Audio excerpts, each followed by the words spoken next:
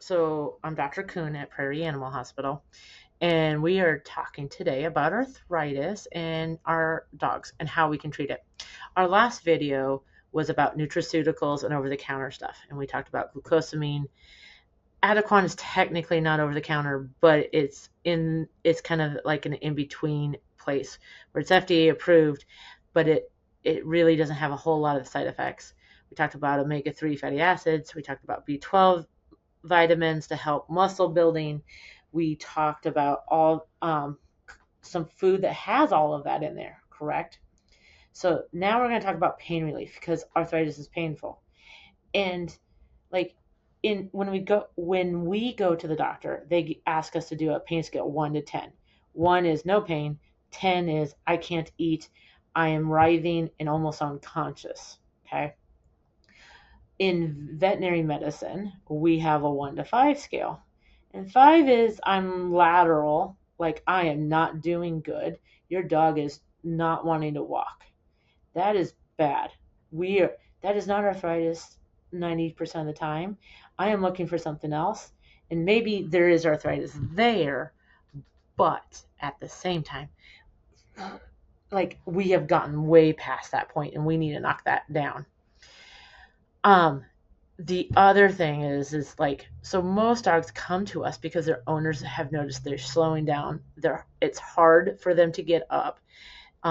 They really don't like slick floors anymore. Or they're just not getting up in the car like they used to. So I used to call it the Texas arthritis test back many, many years ago, in the fact that, okay, your dog has stopped being able to jump up in the back of your truck. And it's not because you have a big truck or you've got big wheels on your truck. We're just not making it. We want to. We've tried. Like your dog has put both front paws up and just can't get those back paws. Those are all things that most people see. What us veterinarians see is that is probably a level 3 or 4, and we will notice things as your dog walks at a level 2. So like sometimes I will sneak up to my lobby and watch dogs walk in, right? And I will notice they're limping on their left front or the right rear, because there's just a little bit of a head nod as they walk. So they just kind of do this when they walk. That is a grade 2 lameness. That is, I am trotting and it hurts to trot, but I don't mind walking all day long. And most people will not see that. That is what us veterinarians and veterinary technicians are trained to see. That's our subtle stuff. And that comes first. So, but that is painful still. And I hear it every day where people are like, my dog's not crying, so it's not painful. I'm like, I have arthritis. I'm painful. I don't cry every day.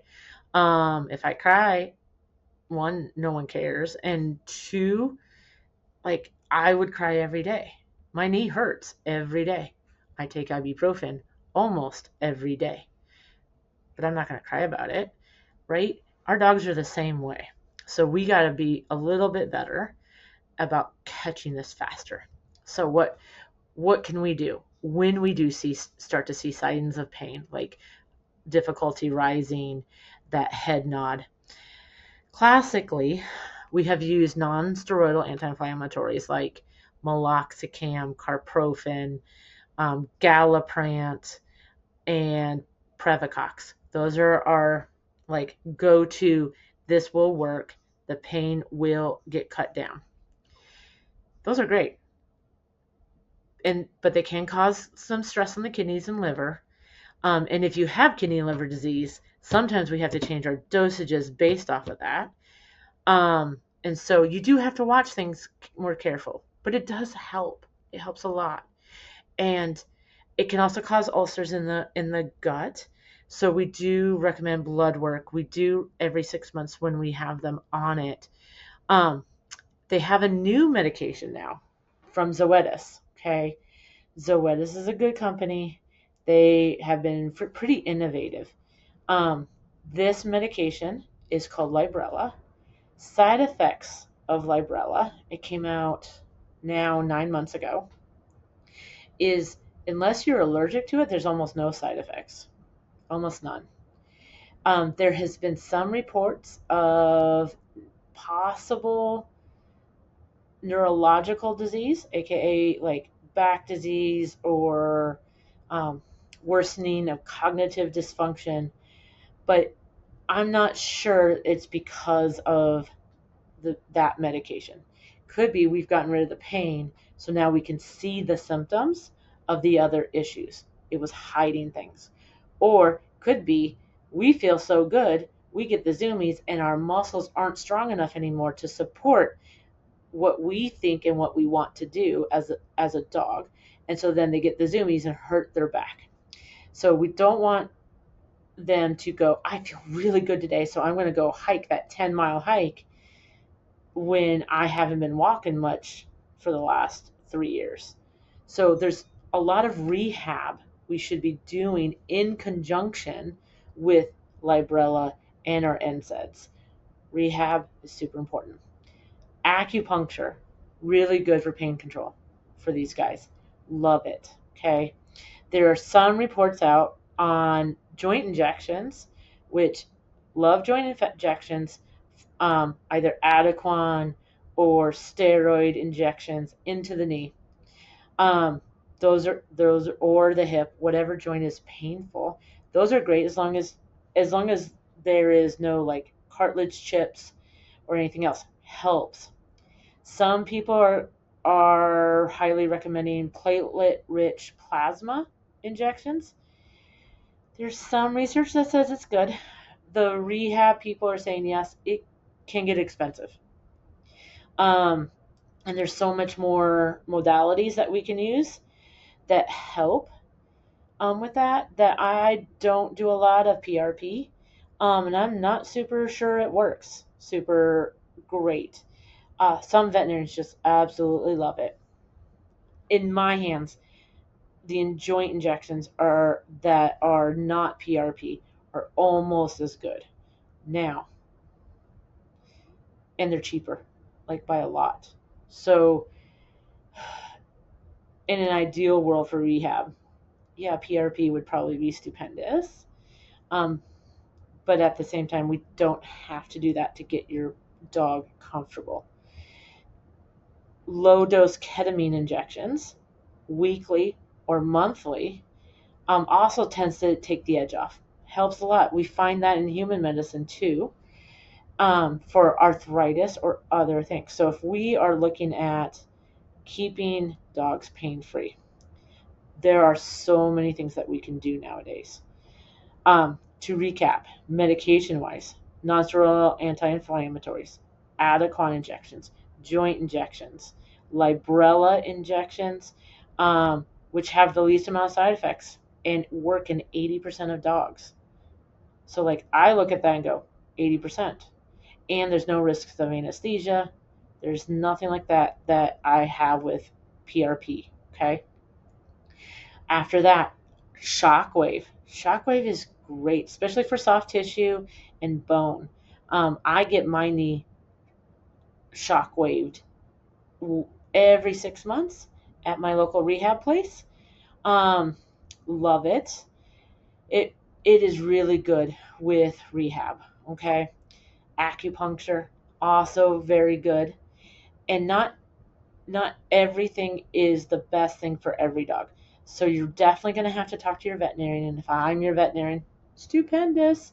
But talk to me, because if we're having side effects to the NSAIDs or the gabapentin or the opioids that we can use for these guys, right? Then maybe we should add in acupuncture. Maybe we should add in acupuncture beforehand. So, like, if I look at the least risky medications, and I'm looking at Librela, I'm looking at acupuncture, I'm looking at rehab exercises, shockwave. Okay, those are my 4 go-tos. But those can also take some time to really take effect. So then I'm like the anti-inflammatories and the opioids and the gabapentin. There's also another one that starts with an A, and I'm brain farting right now that I cannot remember it. Amantadine, sorry. That's what the name of the medication. Amantadine. I will add that on.